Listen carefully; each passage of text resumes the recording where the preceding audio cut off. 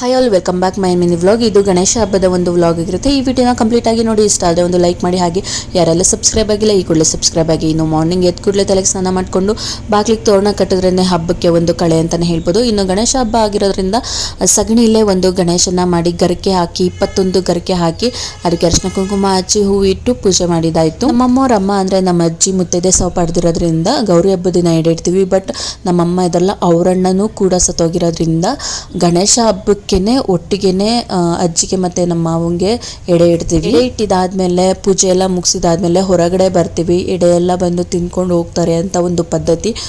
ಮತ್ತೆ ಒಂದು 10 ನಿಮಿಷ ಆದ್ಮೇಲೆ ಹೋಗಿ ಬಾಗ್ಲು ತಟ್ತೀವಿ ಅವ್ರ ಹೆಸರಲ್ಲಿ. ಬಾಗ್ಲು ತಟ್ಟಿ ಒಳಗೋದ್ಮೇಲೆ ಇನ್ನೊಂದು ಪೂಜೆ ಆಗುತ್ತೆ. ಪೂಜೆ ಎಲ್ಲ ಆದ್ಮೇಲೆ ಎಡೆಗಿಟ್ಟಿರೋ ಸ್ವಲ್ಪ ಪ್ರಸಾದನೆಲ್ಲ ಮೊರಗ್ ತಗೊಂಡೋಗಿ ಮನೆ ಮೇಲೆ ಇರ್ತೀವಿ. ಕಾಗೆ ರೂಪದಲ್ಲಿ ಬಂದು ತಿಂತಾರೆ ಅಂತ. ನಾನು ಕೂಡ ಮಾರ್ನಿಂಗ್ ಇಂದ ಉಪವಾಸ ಇದೆ. ಉಪವಾಸ ಬಿಟ್ಟು ಈ ಮಿನಿ ವ್ಲಾಗ್ನ ಇಲ್ಲಿಗೆ ಎಂಡ್ ಮಾಡ್ತಾ ಇದ್ದೀನಿ. ನೆಕ್ಸ್ಟ್ ವಿಡಿಯೋದಲ್ಲಿ ಸಿಗ್ತೀನಿ. Thank you.